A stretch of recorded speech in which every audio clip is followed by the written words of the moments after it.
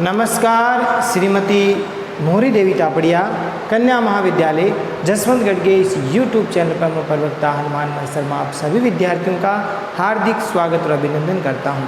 प्यारे विद्यार्थियों, BA प्रथम वर्ष की कक्षा में हिंदी साहित्य विषय के अंतर्गत हिंदी भाषा व साहित्य का इतिहास, उसमें महत्वपूर्ण प्रश्नोत्तरों को देख रहे हैं प्यारे विद्यार्थियों। और ये जो प्रश्न है वो हिंदी साहित्य का जो इतिहास है उसमें भक्ति काल है उससे संबंधित है प्यारे विद्यार्थियों। तो आज का हमारा प्रश्न है, हमने इनसे विगत वाले वीडियो में सगुण भक्ति काव्य धारा की विशेषताओं के बारे में पढ़ा और सगुण में दो प्रकार की शाखाएं आती है, राम भक्ति काव्य धारा या राम भक्ति शाखा, दूसरी कृष्ण भक्ति शाखा, ठीक है, रामाश्रय या कृष्णाश्रय। तो आज हम लेते हैं प्यारे विद्यार्थियों सगुण भक्ति काव्य धारा की प्रथम शाखा यानी राम काव्य या राम भक्ति शाखा के काव्यों की प्रमुख विशेषताओं का उल्लेख कीजिए। प्रमुख काव्य राम भक्ति से संबंधित जो काव्य हैं उनकी विशेषताएं या उनकी प्रवृत्तियों के बारे में हम पढ़ते हैं। प्यारे विद्यार्थियों, ये प्रश्न का आज का पहला भाग है, ठीक है। तो इनमें जिनके आराध्य कौन थे? जिनके आराध्य श्री राम थे, यानी जिन्होंने राम का आधार लेकर के काव्य रचनाएं लिखी, राम को एक श्रेष्ठ नायक के रूप में चित्रित किया, लोक रक्षक के रूप में चित्रित किया है। तो इस प्रकार का जो भाव है वो इनके पदों में देखने को मिलता है। तो प्यारे विद्यार्थियों, यहाँ पर राम का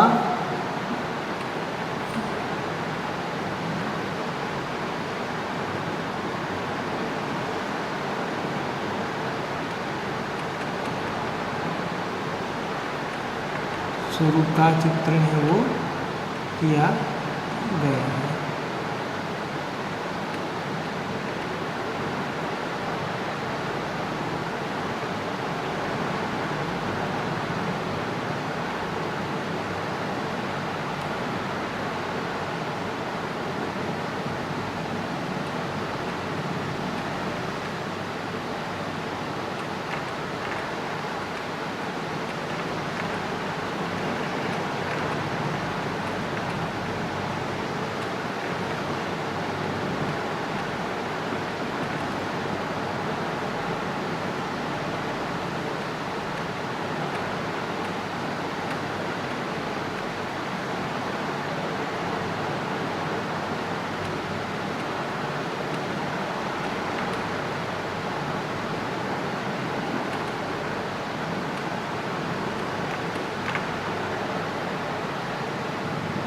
तो इस प्रकार से जिन्होंने राम का आश्रय लेकर के काव्य रचनाएं की उनका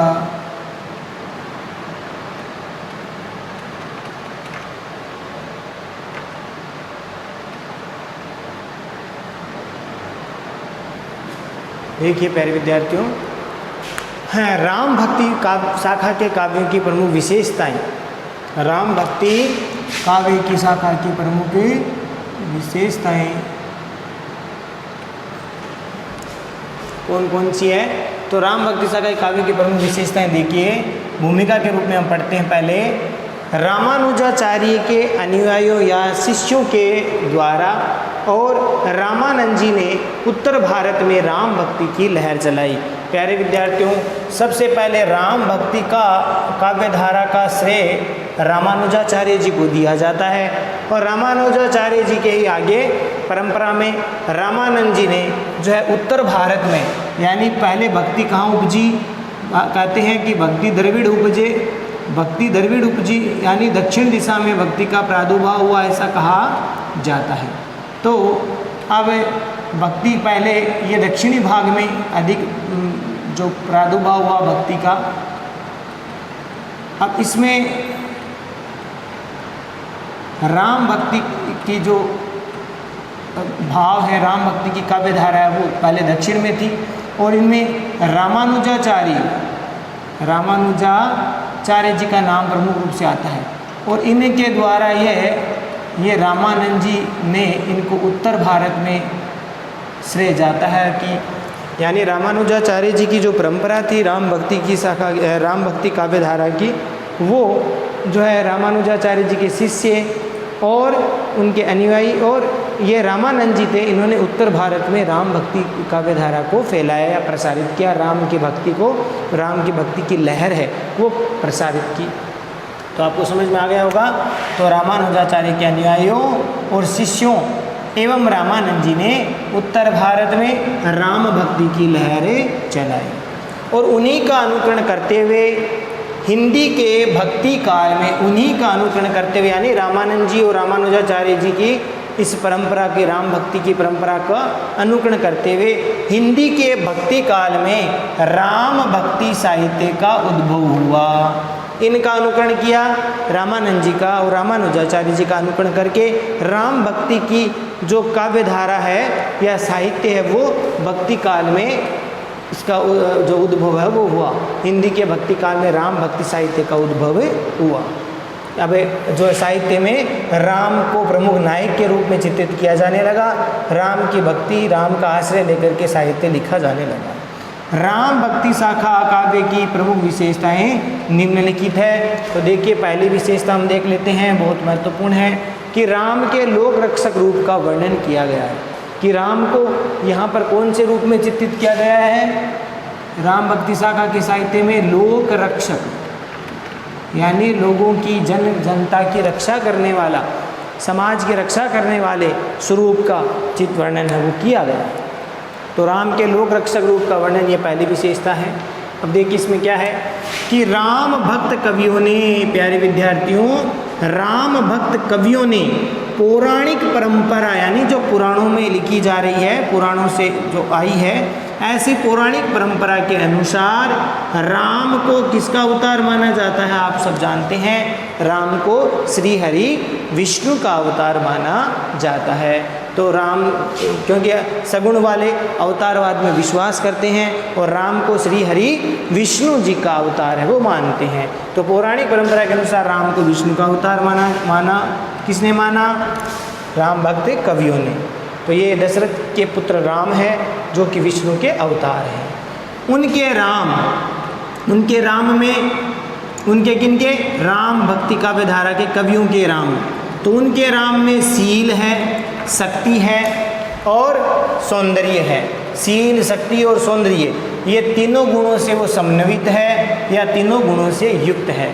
यानी राम भक्ति शाखा के कवियों के जो नायक है, प्रधान नायक राम, आराध्य जो राम है, वे शील के भंडार है, वे शक्ति के भंडार है और सौंदर्य के भंडार है। तो शील, शक्ति और सौंदर्य तीनों गुणों से युक्त है, समन्वित है। आगे देखिए प्यारे विद्यार्थी, इसीलिए वे अपने भक्तों का भला करने वाले, ऐसे वे कौन? राम। तो इसीलिए वे यानी जो राम है वे अपने भक्तों का भला करने वाले हैं, पापियों का नाश करने वाले हैं और दीन दुर्बलों की, जो कमज़ोर है, गरीब है, दुर्बल है, उनकी रक्षा करने वाले माने गए हैं। दीन दयालु है। तो इस प्रकार से वे राम भक्तों का भला करने वाले हैं, पापियों का नाश करने वाले हैं, दीन दुर्बलों की रक्षा करने वाले हैं। और तो इस प्रकार से ये राम के गुण हैं, भक्तों का भला करने वाले, पापियों का नाश करने वाले, दीन दुर्बलों की रक्षा करने वाले, शील और शक्ति के भंडार हैं, सौंदर्य तीनों के गुण हैं। सौंदर्य में अनुपम है, शक्ति में अनुपम है, शील में, आचरण में अनुपम है। तो इस प्रकार से राम को प्रमुख नायक के रूप में चित्रित करके और उनके सर्वश्रेष्ठ जो गुणों से युक्त बताया है उनको। देखिए सूरदास जी के जो कृष्ण है, सूरदास जी ने जो अपने आराध्य कृष्ण को अपने काव्य में स्थान दिया या अपने काव्य में श्री कृष्ण जी के पद लिखे, तो सूरदास जी के कृष्ण तो केवल लोक रंजक है, यानी लोगों का मन को रंजित करने वाले हैं, लोगों को प्रसन्न करने वाले हैं। तो जो तुलसीदास जी के राम हैं वो राम भक्त कवियों के या फिर राम भक्त जो कवि हैं उनके राम क्या है? लोक रक्षक है, यानी लोगों की रक्षा करने वाले हैं। ठीक है, तो लोगों की रक्षा करने वाले राम। और कृष्ण क्या है? लोक रंजक नाम कृष्ण है, क्योंकि उन्होंने ऐसी ऐसी लीलाएं, बाल लीलाएं की है, गोप ग्वालों के साथ लीलाएं की है, राधा से प्रेम इत्यादि की जो लीला है, रास लीला जिसको बोलते हैं, इस प्रकार की कई लीलाएं जो लोक रंजक स्वरूप में कृष्ण को चित्रित किया गया है। लेकिन राम है वो मर्यादित है, मर्यादित है, साथ ही साथ अनेक गुणों से युक्त है, मर्यादित और लोक रक्षक स्वरूप है। राम का क्या है? लोक रक्षक स्वरूप है, लोगों की रक्षा करने वाला। और तुलसीदास जी के रामचरितमानस, तुलसीदास जी का प्रसिद्ध ग्रंथ आप जानते हैं रामचरितमानस, जो अवधी भाषा में लिखा गया। तो तुलसीदास जी के रामचरितमानस में राम है वो लोक रक्षक के रूप में चित्रित किया गया है, या लोक रक्षक के रूप में सदैव तत्पर दिखाई देते हैं। तुलसीदास जी के रामचरितमानस के जो राम है वह लोक रक्षक के रूप में सदैव तत्पर, सदैव तैयार दिखाई देते हैं। आप रामचरितमानस को पढ़ते हैं तो वहाँ पर राम लोगों की रक्षा करने वाले, लोक रक्षक रूप में हमेशा तैयार रहने वाले हैं। तो इस प्रकार से ये प्रथम, इसकी पहली जो विशेषता आपको समझ में आ गई होगी कि राम है वो लोक रक्षक रूप में वर्णित किए गए हैं। राम का वर्णन लोक रक्षक के रूप में किया गया है। अगली बात देखो, अगला गुण, अगली विशेषता देखिए कि आदर्शों की स्थापना राम भक्ति काव्य धारा के दूसरी विशेषता के रूप में हमें पढ़ते हैं प्यारे विद्यार्थियों। आदर्शों की स्थापना कि इस रामचरितमानस में अगर आप पढ़ोगे तो आदर्श ही आदर्श जगह जगह मिलेगी आपको। राम काव्य में जीवन के अनेक आदर्श स्थापित किए गए हैं प्यारे विद्यार्थियों। राम काव्य में जीवन के अनेक आदर्श, अच्छे मूल्य, जिसको हम बोलते हैं नैतिकता, अच्छे मूल्य, तो राम काव्य में जीवन के अनेक आदर्श या मूल्य है वो स्थापित किए गए हैं। आप राम जी को हम अगर नायक मानते हैं, आराध्य इष्ट मानते हैं, तो राम में वे श्रेष्ठ गुण है, उच्च आदर्श मूल्य से युक्त बताया गया है। स्वयं राम क्या है? मर्यादा पुरुषोत्तम बताया गया है। राम को क्या बताया गया है? मर्यादा पुरुषोत्तम, पुरुषों में जो उत्तम है और साथ ही साथ जो मर्यादित है, मर्यादा पुरुषोत्तम है। तो स्वयं राम मर्यादा का आदर्श स्थापित करते हैं। पूरी राम कथा में आप देखोगे तो राम एक आदर्श और एक मर्यादित स्वरूप में चित्रित किया गया है, या राम दिखाई देते हैं। आप चाहे देखिए दशरथ के प्रण की रक्षा की बात हो, अपने पिता श्री दशरथ जी के द्वारा दिया गया वनवास 14 वर्ष का, वो पहले ही चाहे कैकेयी के द्वारा मांगा गया हो, लेकिन जो पिताजी के द्वारा जो आज्ञा दी गई उसकी रक्षा करने के लिए वो 14 वर्ष में वनवास भी गए। तो इस प्रकार से दशरथ प्रण रक्षा करते हैं, अपनी प्रतिज्ञा की रक्षा करते हैं। हनुमान का आप इस स्वरूप में देखो, सेवक के रूप में हनुमान का इस नाम आता है, मतलब आदर्श स्थापित किया गया है हनुमान को सेवक के रूप में। लक्ष्मण और भरत अच्छे श्रेष्ठ भाई के रूप में चित्रित किए गए हैं, या लक्ष्मण और भरत श्रेष्ठ भाई के आदर्शों का प्रतीक है। तो सीता पतिव्रता पत्नी का प्रतीक है, सीता है वो पतिव्रता पत्नी का प्रतीक है। वे भी 14 वर्ष में वनवास में श्री राम जी की अर्धांगिनी अपनी के रूप में उनके साथ में रही, सारे वन के कष्टों को झेला। तो इस प्रकार से सीता पतिव्रता पत्नी का प्रतीक है। तो उच्च आदर्श है। सुग्रीव मित्र का, मित्रता की बात करें तो सुग्रीव जैसा मित्र, तो मित्र सुग्रीव मित्र का आदर्श स्थापित करते हैं। तो इस प्रकार से सब आदर्श अगर रामचरितमानस को पढ़ते हैं तो अनेक गुणों से युक्त श्री राम जी को दिखाया गया है। और इसके जो और भी पात्र हैं वे भी अपना अपना जो इस रामचरितमानस में जो उन्होंने पात्र निभाए हैं, या उनकी घटनाओं को देख करके हमें उच्च आदर्श की प्रेरणा है वो मिलती है। तो उच्च आदर्श, उच्च मूल्य है वो मिलते हैं। रामचरितमानस में देखो चित्रकूट की सभा जब होती है, वो सभा भी धर्म और संस्कृति के अनेक आदर्श हमारे सामने प्रस्तुत करती है। चित्रकूट की सभा कहाँ प्यारे विद्यार्थियों? जब भरत जी है वो पूरी अयोध्या को साथ में लेकर के, जनक जी को साथ में लेकर के, और सारी जो माताएं थी, तीनों माताएं, उनको साथ में लेकर के, अपनी पत्नियों को जो है पत्नी है उनको भी साथ में लेते हैं। लक्ष्मण की पत्नी भी जाती है, भरत जी की भी, शत्रुघ्न, सभी के, यानी सब चलते हैं। अयोध्या पूरी लगभग कैसे कहा गया उसमें कि अयोध्या के सारे वासी उनके साथ में चलते हैं और चित्रकूट में जाते हैं। और चित्रकूट में जाकर के वो श्री राम जी को पुनः मनाने के लिए जाते हैं कि अब आप जो है पुनः आप चलिए, अयोध्या में चलिए और आप राज कार्य संभालिए। और इस प्रकार से वो विनती करते हैं। भरत एक अच्छे श्रेष्ठ भाई के रूप में, बड़े भावुकता का प्रसंग है वहाँ पर चित्रकूट की सभा का। और उस सभा में धर्म रक्षा की बात होती है, धर्म पर डटे रहने की बात श्री राम जी वो बताते हैं। तो ऐसा धर्म सभा गुरु वशिष्ठ जी भी वहाँ पर मौजूद है और जनक जी भी जो कि विधेय हैं वो भी बड़े धर्म के ज्ञाता हैं, लेकिन वहाँ वो जो सभा है वो धर्म के रूप में उच्च आदर्श और मूल्य के रूप में प्रतिष्ठित की गई। उससे भारतीय संस्कृति और धर्म का जो है रक्षा का भाव या उच्च आदर्श वहाँ पर प्रस्तुत होते हैं।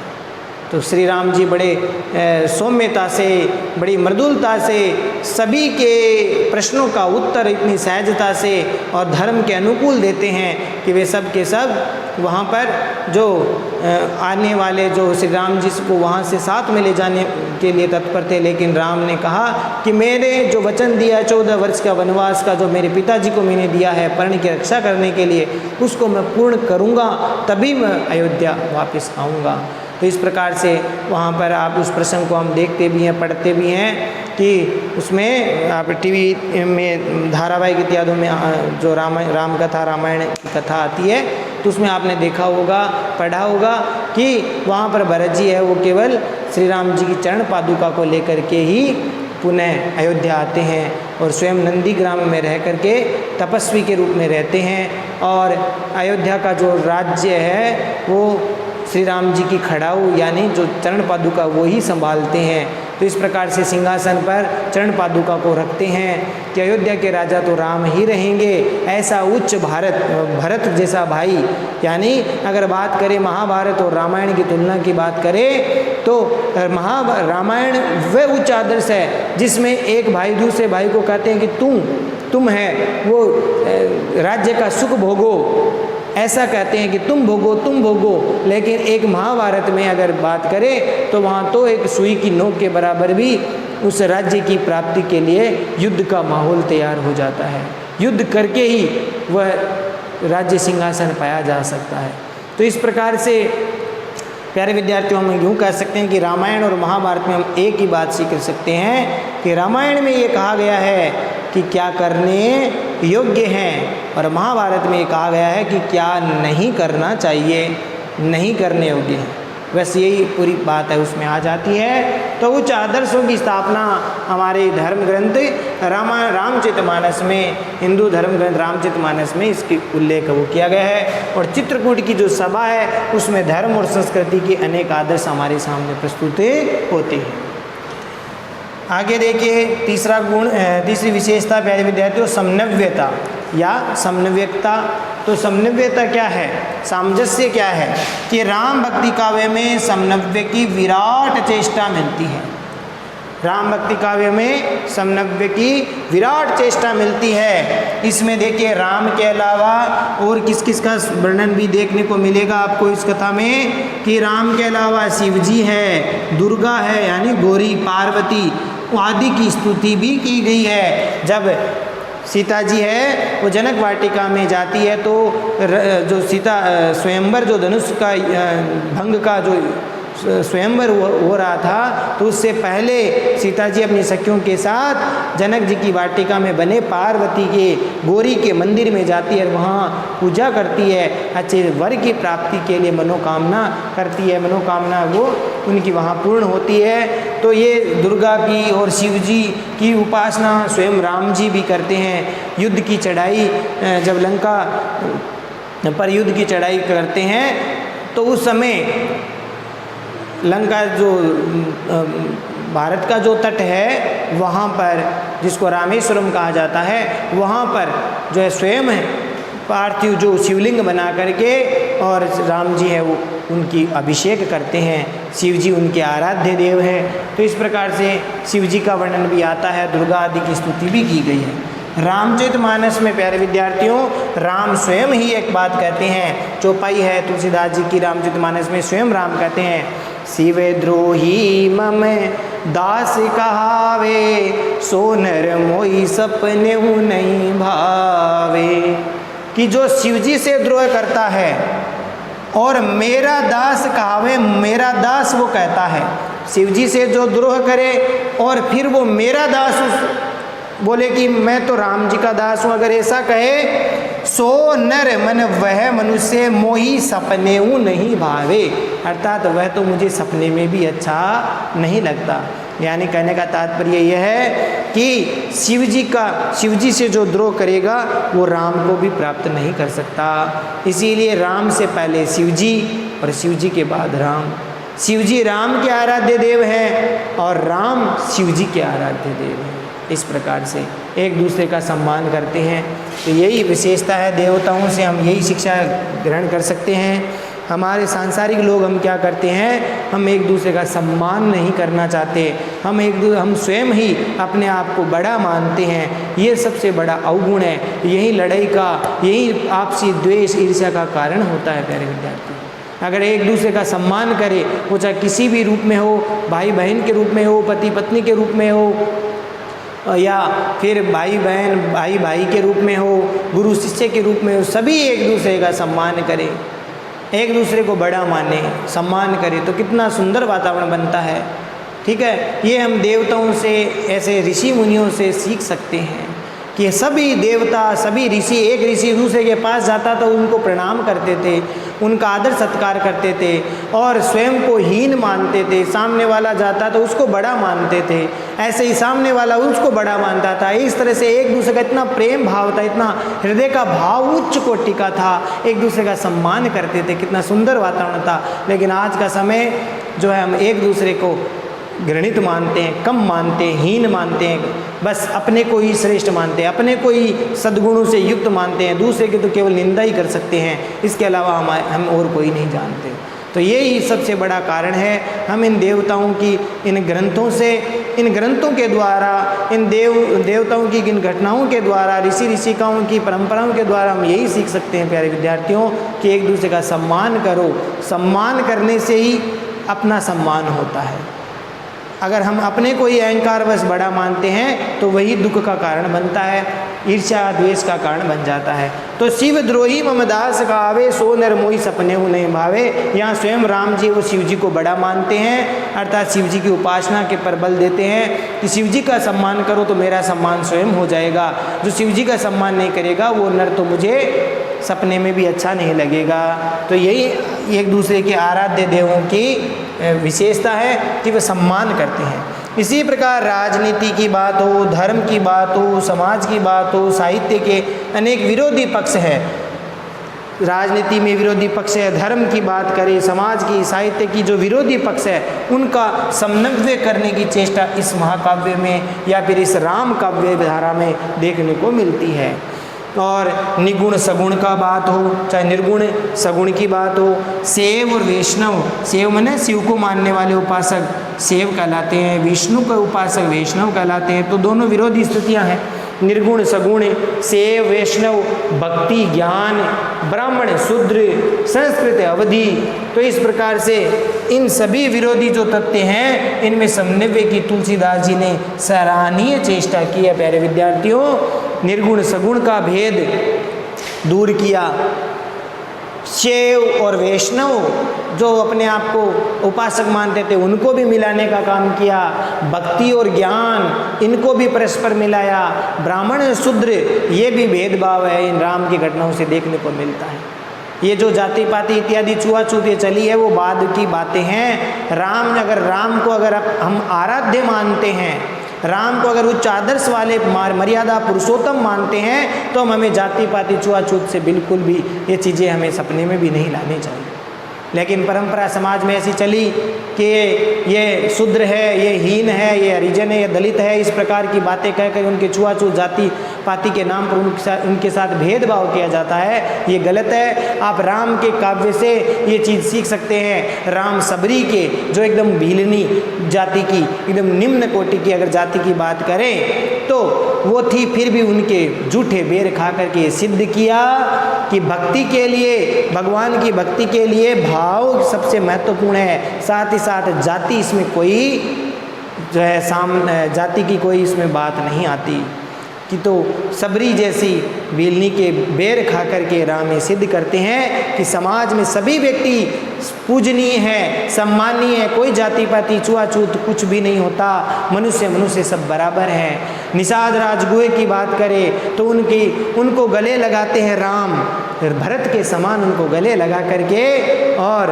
उनको भरत के समान प्रेम देते हैं, भाई के समान प्रेम देते हैं। तो वो भी एकदम निम्न कोटि के थे, शूद्र जाति के थे, निम्न जाति के थे, फिर भी राम ने उनको अपने गले लगाया।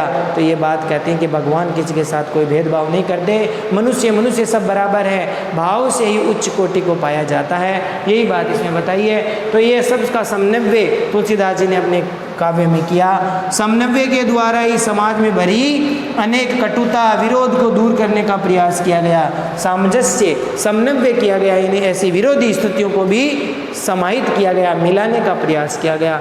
और ऐसा प्रयास करके ही समाज में जो है विरोध को दूर किया जा सकता है। तो ऐसी परंपरा राम भक्ति काव्य धारा की रही है।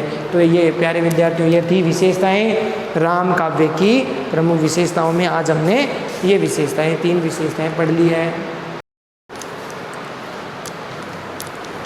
प्यारे विद्यार्थियों, आज के लिए बस इतना ही। अगले वीडियो में पुनः उपस्थित होंगे, जो है राम भक्ति शाखा के काव्य की प्रमुख विशेषताओं को और आगे हम देखेंगे। अभी 3 विशेषताएं हमने ली है, राम के लोक रक्षक रूप का वर्णन, आदर्शों की स्थापना और समन्वयता। आगे और भी हम इनके विशेषताओं को पढ़ेंगे, वो अगली वीडियो में लेंगे। तब तक के लिए आप इन विशेषताओं को ठीक प्रकार से पढ़ें, समझें और नोट्स बनाकर याद भी करें। चैनल को लाइक शेयर और सब्सक्राइब करना ना भूलें। जय भारत, जय हिंदी। धन्यवाद विद्यार्थियों।